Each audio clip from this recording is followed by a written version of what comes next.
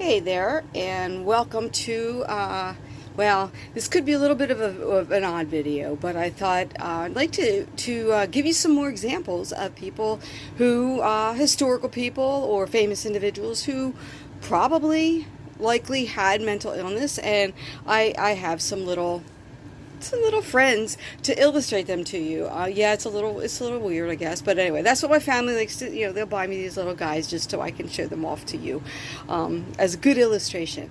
So I'll show you. I'll share with you some of them and a couple things. Again, those are some of them that are long gone.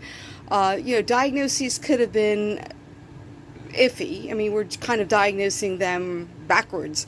They're not here to talk to us or to share, and our views of mental illness have obviously changed a lot over many, many, many years. So we know what we know, and so a lot of times these are assumptions which could be debatable. But let me turn my camera around for you, and I will show you some people here. All right, so here we have Charles Darwin, and it's pretty much expected or accepted that Charles Darwin struggled with OCD. Now, in his case, maybe some of that was a good thing. On his ship, as he was learning about all his travels and what he eventually put into his idea of evolution. Maybe being that fastidious, it was a good thing. Maybe it worked for him, but that's kind of the thinking. Next to him, we have Kurt Vonnegut, who struggled with several different things, including depression. If you read some of his writings, there's an example of maybe some of the mental illness coming out in some of that. Same thing here, we have old Mark Twain. Mark Twain also struggled with depression. Interesting story, his brother was killed in a fire on one of the riverboats, and so he went through quite a few tragic events in his life that led to his feelings of depression, and you can kind of read that through some of the sarcasm, some of the points that he makes. Also a writer, Oscar Wilde. Now, Oscar Wilde, if in his time period, he is considered to be, at the very least, bisexual, but maybe more likely homosexual. He was married, but that was because in his time in England, in that period, it was illegal.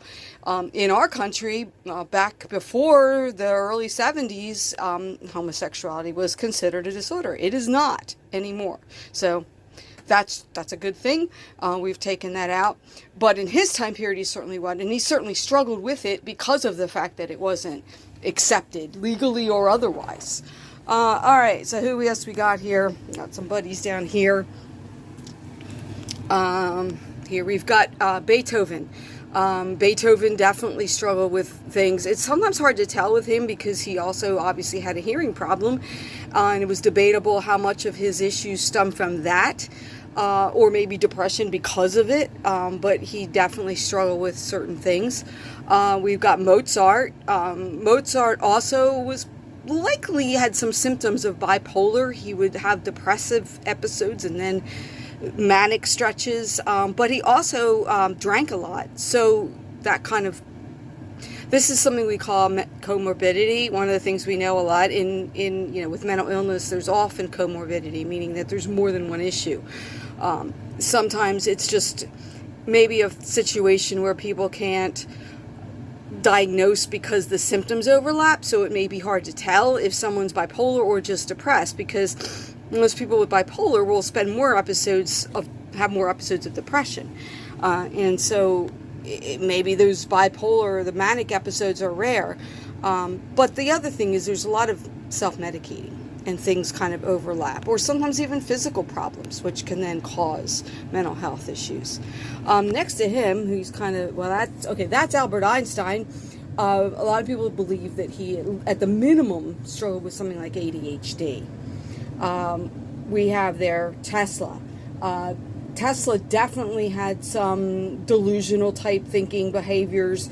Again, no formal diagnosis that I'm aware of because of the time period, but suffice to say, at the end of his life, he spent pretty much sequestered in his apartment, which was in a New York hotel. You can actually go see where the room is. I did that. That's on a vacation there once. I went to see where his room was, but the story goes that he fell in love with a pigeon that would visit his room in the window every day. So yeah, that a little bit different. Here we have Salvador Dali. Salvador Dali is a famous painter, if you are aware of him. Just check out his paintings. It's hard not to notice the fact that he struggled with some delusional thinking and maybe depression. We've got Nietzsche, the famous philosopher, very depressive work. Now we have Marie Curie here. Marie Curie obviously struggled with radiation. This is another issue. You know, sometimes you'll have psychotic symptoms, or at the very least, maybe not quite that level, but what Freud would have called neurotic symptoms, things like anxiety and whatever. And, you know, is it caused by something physical or something in the environment, like in her case, you know, radium. But some people think that she struggled with some different issues herself. All right, let's see, who else we got here? All right, up here, we have Andy Warhol. Andy Warhol, an artist, a little more modern day, struggled with OCD. All right. Again, in his field, I mean, maybe, you know, sometimes, you know, one of the things, I have an article in that you can read that's attached in some of the modules about creativity, genius, and any links to this here. Sometimes some of these can come out in a positive way. Over here we have Monet, another famous painter who struggled with depression. We have Vincent van Gogh, whose ear does come off. You know, we know that Van Gogh struggled. There's debate about whether or not what he had was something called temporal lobe epilepsy, which often comes out as symptoms that today might be bipolar, but it would be definitely traced to that area of the brain, temporal lobe. Some people think it was just pure bipolar. Some people think that maybe it also had poisoning. He used to have a habit of putting his paintbrushes in his mouth as he would paint, and in that time period a lot of those paints were, you know, had things like lead and other things in them. So we don't know, but we know that, you know, he had a very tumultuous life. Interesting story, he had a baby sibling brother who was born a year to the day before him, died in infancy, and was also named Vincent.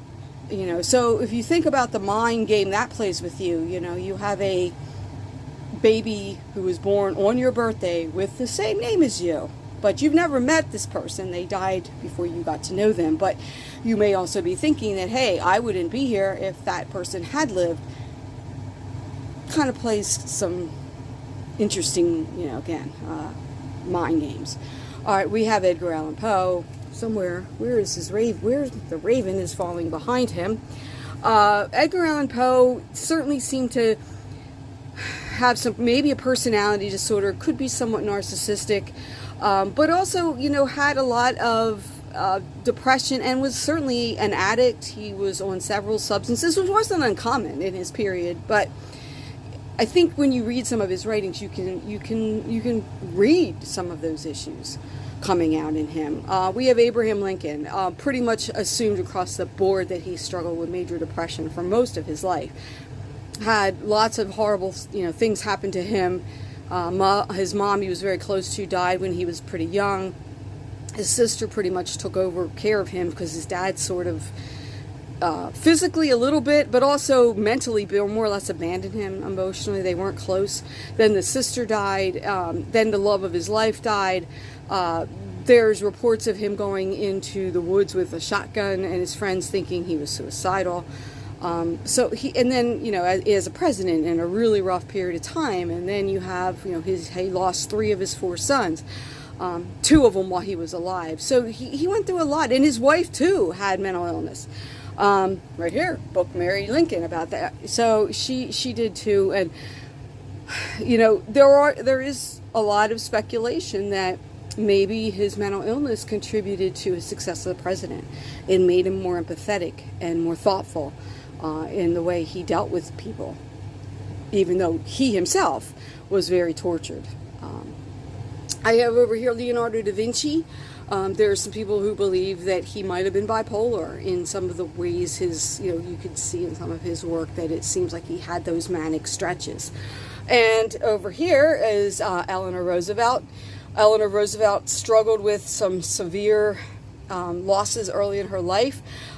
She struggled with depression later on, and possibly some alcohol issues as well. Again, you have that situation where people tend to self-medicate. So, hope you enjoyed that little tour of some famous individuals. There are plenty more. I guess over the years, maybe some of the people that are more recent, they'll have some dolls made of them as well. But at least you get the idea, that mental illness is not uncommon, and that maybe there is a way of expressing this, and that some of these people, could owe their success to some of that, even though they struggled. Not to underestimate how much they struggled. So, hope you enjoyed.